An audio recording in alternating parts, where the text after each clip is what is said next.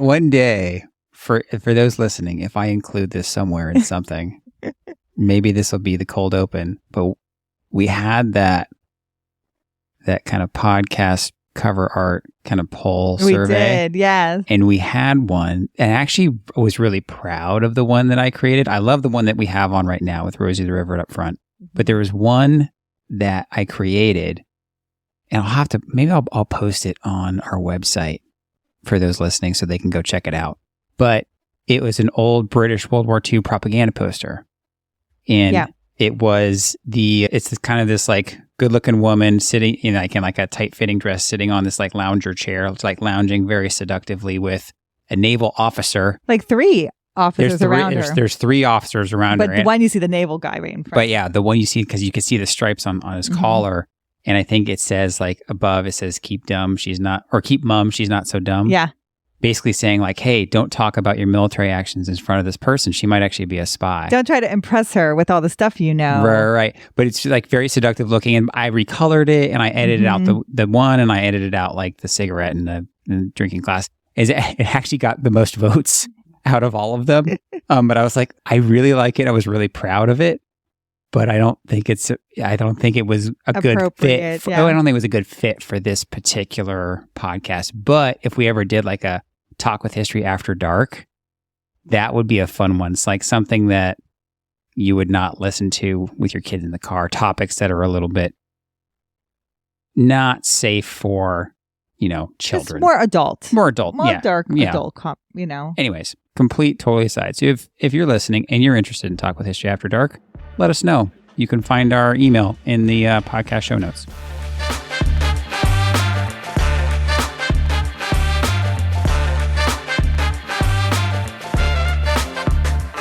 Welcome to Talk with History. I'm your host, Scott, here with my wife and historian, Jenn. Hello. On this podcast, we give you insights to our history-inspired world travels, YouTube channel journey, and examine history through deeper conversations with the curious, the explorers, and the history lovers out there.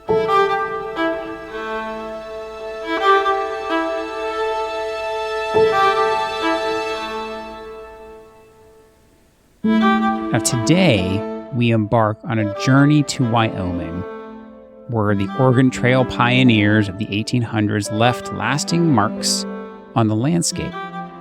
We're talking about our exploration of the Wagon Ruts etched into the earth at the historic site in Guernsey, Wyoming, a testament to those travelers' resilience. And we'll tell you about our visit to Register Cliff, not too far away, where their names are forever carved in stone, preserving the stories of those who ventured westward.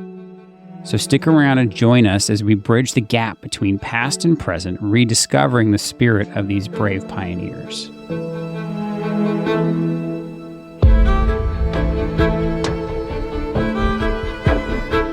So Jenn, you grew up going to the places that we're going to talk about tonight. Yeah, so I lived in Wyoming from the time I was in 2nd grade to 10th grade.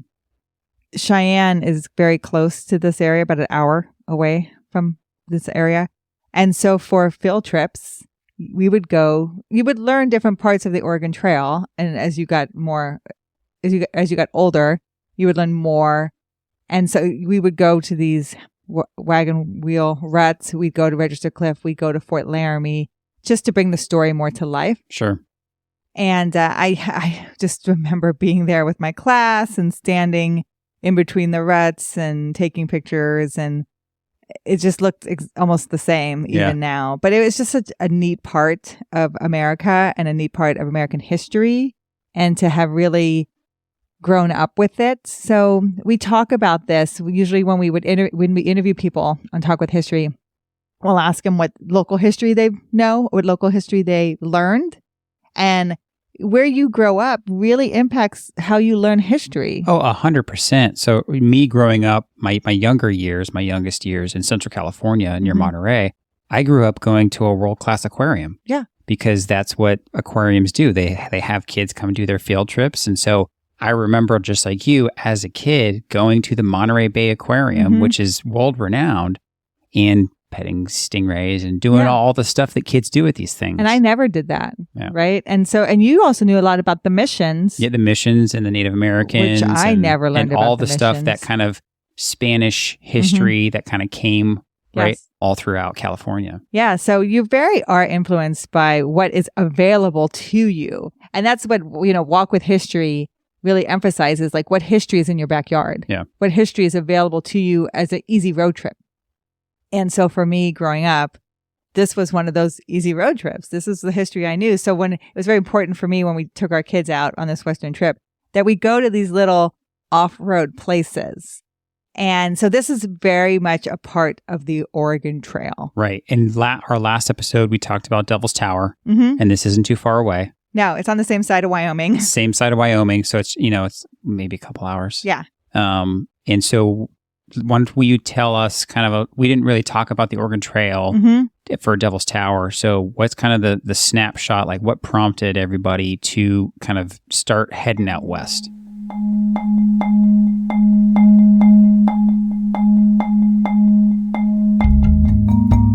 So the Oregon Trail is this Western route that people would take to basically move in America, to change your destiny, to go make your fortune. And they call it emigrate. Instead of immigrate, you're emigrating. So you're moving within your own country. And at first, in the early 1840s, it was missionaries that were very motivated to do this. And when we went to Oregon and visited your brother, I got a book from the very first missionaries that made it across. Oh, wow. And when they did that successfully in 1840, it kind of inspired people that this could be done. And it also coincided with a depression that was going on in 1837 and 1841 in America, where farmers and businessmen weren't making money. They were turning out to be destitute, and they weren't making a go of their businesses. And so they decided to pack up and go west and try to make their fortunes. And there had already been a little bit of that out there, right? With the fur trapping. I mean, there had been even the French. I mean, they had been out there. So there had been traders out there, and there had, of course, Lewis and Clark had explored. So people knew there was this kind of way westward. Yeah, this area that hadn't been discovered, settled, and it was wild, untamed, but it was a possibility. It was a dream, right? And so politicians really urged people to go west. You see a lot of things, land for free. You can get out there and make settlements. There was sort of incentives to make settlements. And there was this growing spirit of manifest destiny where God intended the United States to stretch from coast to coast. Plus, at the time, the British kind of had their foot on the Pacific Northwest. So if more Americans could move out there, it could kind of push the British away. Yeah. And that makes sense, right? For the fledgling, U.S. government, right? For them to be like, okay, how do we keep the British and the French and the Spanish, right? How do we keep them out of that land? We got to get our people out there. And that's what they started doing. Yeah. So you have this idea of the American dream. People are coming into America and the cities are already overcrowded. So they sell this dream of go west, get your families, get a cart, get some possessions and go west and build your life there. And people would take like their whole families with them or villages with them or groups of people. And basically the start of the Oregon Trail is Independence, Missouri. And it stretches from Missouri, it touches Kansas, goes into Nebraska, Wyoming.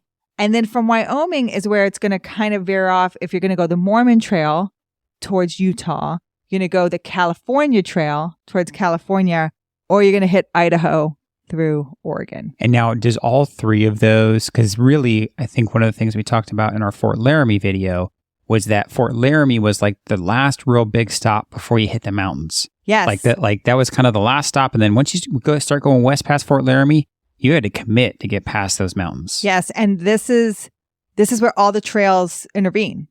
So this is where everyone... They all converge at Fort Laramie. If you're on that California Trail, if you're on that Mormon Trail, if you're on the Oregon Trail, you're all going to hit Fort Laramie.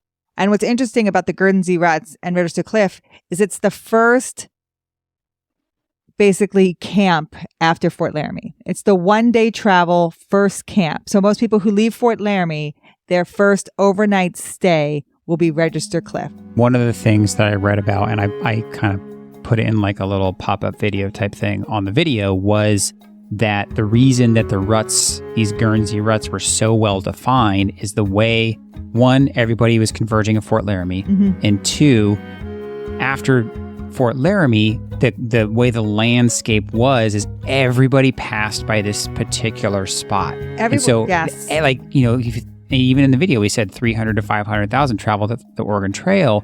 So you get that many people over the years with these heavy, you know, wagons passing over the same exact spot. It gets incredibly worn in. I mean, we could still see them to this day. Thousands of wagons. Thousands. So why is everyone going that direction? It's because of the North Platte River. It's right around Laramie, and it basically has saturated the land around that area. So if you put your wagon wheels into the mud, it's going to get stuck. But if you go over this sandstone, it keeps your wagon wheels from going in. That makes sense. And that's why everyone is going in the same area. Literally this exact spot. Like they all, I mean, it's really interesting to see because it wasn't something, like you said, you knew about it growing up. So you had known about it most of your life. I hadn't known about these, right? I didn't really know about Register Cliff. I didn't know about the Guernsey, you know, wagon ruts. I knew, having grown up in the West, that you could go see spots of the Oregon Trail.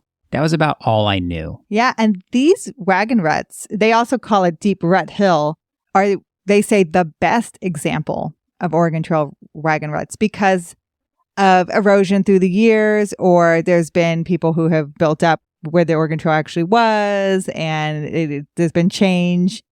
But these ones are actually the best example if you want to see it. So it's really neat. It's about a half mile south of the town of Guernsey, but if you put it in your GPS, it'll show up. It's very easy to find. What's neat about this area too is during World War II, or right before World War II, the Depression time, this is part of the Civilian Conservation Corps, where FDR created these jobs for people. Yep. And so if you visit the Guernsey wagon ruts, there's great examples of architecture, building, some of the buildings there, and the trail is actually made by them. So the trail you take to walk around the wagon ruts. Oh, wow. And the picnic area there. It's called the Sitting Bull Picnic Shelter. It's all built from that 1930s program by FDR. Yeah. And it's just really great architecture. It's still there today. And I remember even as a kid sitting in the picnic structure and having lunch. But you'll notice there's a nice groomed trail that takes you all around. I will say there is steps. So if you are on a wheelchair or something motorized, it might be more difficult. But it's a very easy groomed trail. It doesn't take you on to the ruts, which I think, you know, trying to protect them, but you're right beside them. And you can see. Yeah, and you'll see in our video, again, I'll link our video in the show notes, but you'll see in our video, if we wanted to like jump down inside of the wagon ruts, we could have. Oh, yeah. And I mean, I have pictures as a kid doing that. Right. They haven't fenced them off or anything like that. And I think that's because it's in stone, so it's relatively easy to preserve. Yeah. And it wasn't anything spectacular, but it was just so neat to see, like, literally this is where thousands upon thousands of wagons pass through this exact spot. Wagons and draft animals and people wore down this sandstone. And it's to some degree where it's 5 feet. And you can see between the wagon wheel ruts, you can see is the length of a wagon. Yeah. It's really amazing to see. And 25 years of use is what they believe this area had from 1841 to 1869. Because in 1869, the railroad is completed. And so most people would take the railroad across the West. Yeah. But this was so used during that time. They believe that 500,000 people came through there. Wow. And about a tenth of them would die from disease. So right in that area is some famous tombs, gravestones from early settlers and their families. And those stories are always important to tell about the Oregon Trail as well.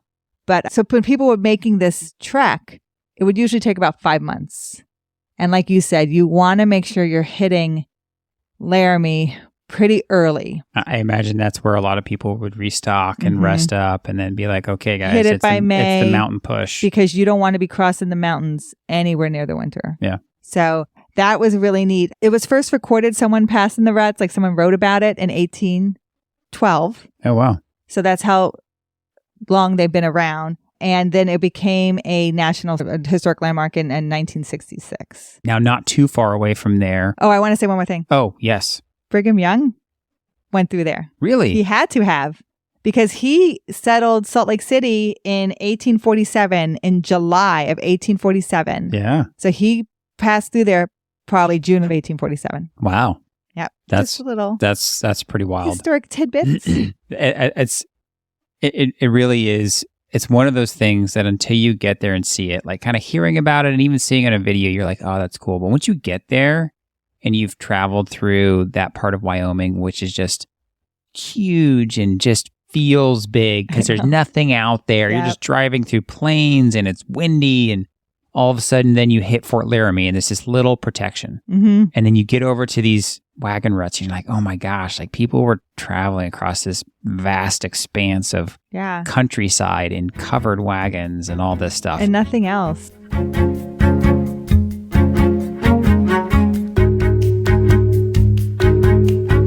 And then not too far away is Register Cliff, which I totally understand why everybody's staying there, because it's probably protection from wind and all that stuff. Yes. And so Register Cliff is called that because everybody carved their name in the rock. Carved their name in the rock. So it's also a historic place. It's open daily, sunrise to sunset. And it was a 1 day's journey from Fort Laramie, so to the west. So again, if you're from Fort Laramie, this is as you're heading out, wherever your final destination is. And it's 100 feet above the North Platte River Valley. So you have some, again, you have rock around you. So it's a little bit more, again, it's a landmark, which would be easy for them to find. And you would be able to not sink into the ground there, which is. And it sounded like, even from my research, it was, I think online, or the National Park website says it's one of 3 kind of similar style cliffs. So it makes sense for people to be going from one to the next one to the next one, because again, landmark, natural protection. Yes. Right. And there's the 2 other ones is Independence Rock and Names Hill or something like that. They're all in Wyoming. Yeah. Which make the same kind of rock. Yeah. Yeah. Sandstone. Mm-hmm. Yeah. It's this chalky limestone. And I think, what was the kind of earliest name registered on there? So there's conflicting reports. Like I've seen the earliest one at 1829, but when you're there, they have a sign there that says 17. Yeah, it said it right on the sign. That's right. Yeah, it said right on the sign. 1797. Yeah, so I was like, okay.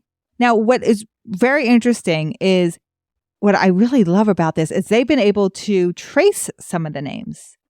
And I wanted to talk about that because I think that is super cool when people do genealogy and they're able to look back on some of these names. Several signatures have been tracked down by their descendants, including A.A. Withrow. He's thought to have been Abel Anderson Withrow, and he was a saddler from Indiana who moved to California. And so he came through there, signed his name, and then during the Civil War, he was part of the Fighting Californians. So he had come through there before the Civil War, signed his name on the rock, and then joined the Civil War and fought for the Californians. Wow.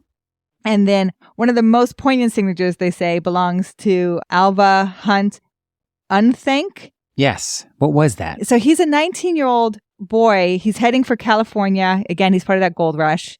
And he signs his name in the sandstone June 23rd, 1850. And a week later, he dies of cholera, July 2nd, 1850. And he's buried in a marked grave outside Glen Rock, Wyoming. Wow. So you can track, like I said, the graves along. You can track from the register, if they wrote their names, their plight, right? Their journey. And so he's one of those famous ones.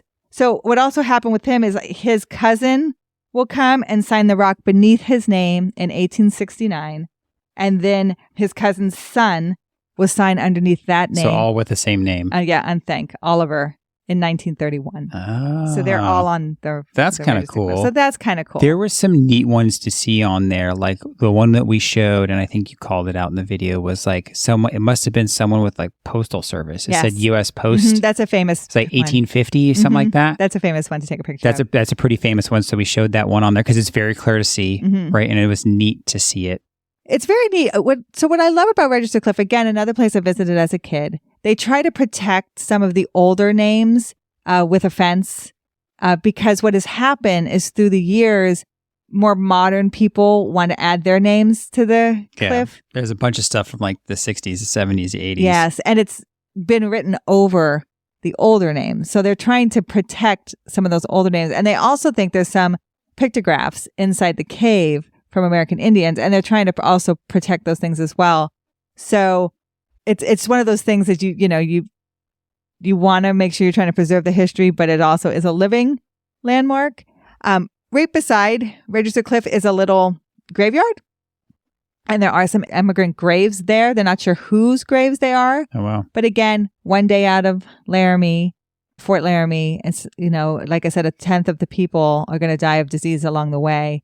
And then you even get the gentleman who signs his name who's going to die a week later of cholera. And cholera is a disease you get from drinking filthy water. Yeah. So who knows if he did that at Register Cliff for a week later to die. I mean, it takes about a week. So it's very interesting.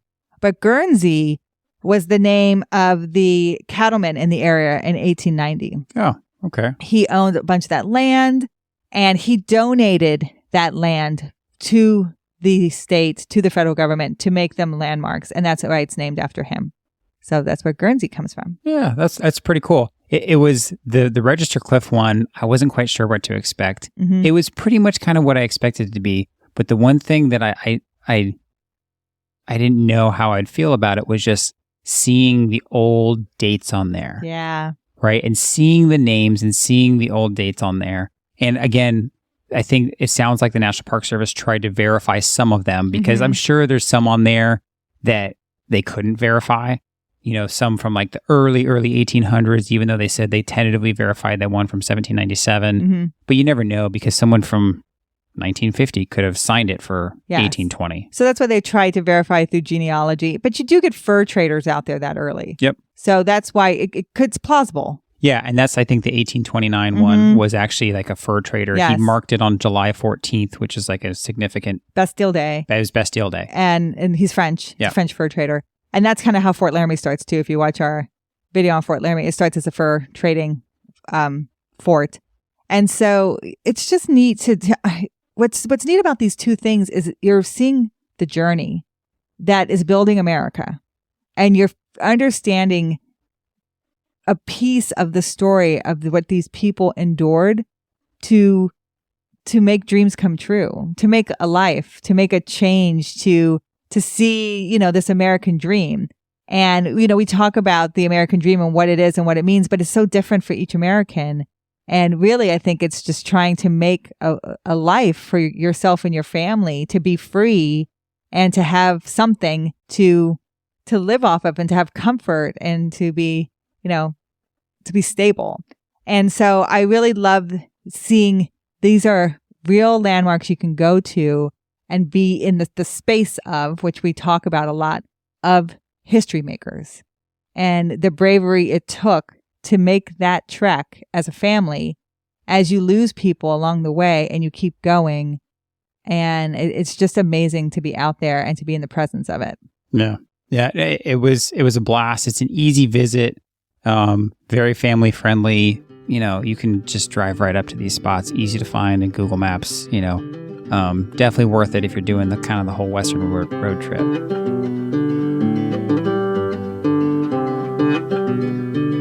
So if you're listening, don't forget that you too can embark on a journey through time to explore the rugged landscapes of Wyoming, where the echoes of the 1800s pioneers still resonate today. Just like we did, you too can retrace the footsteps of those intrepid settlers who embarked on the arduous trek along the Oregon Trail, leaving behind a tangible mark of their passage through the heart of America. Stand on windswept plains of Wyoming, and you will gaze upon a remarkable testament to the spirit of these settlers, where these ruts, like scars on the landscape, tells stories of sacrifice, determination, and the pursuit of the American dream.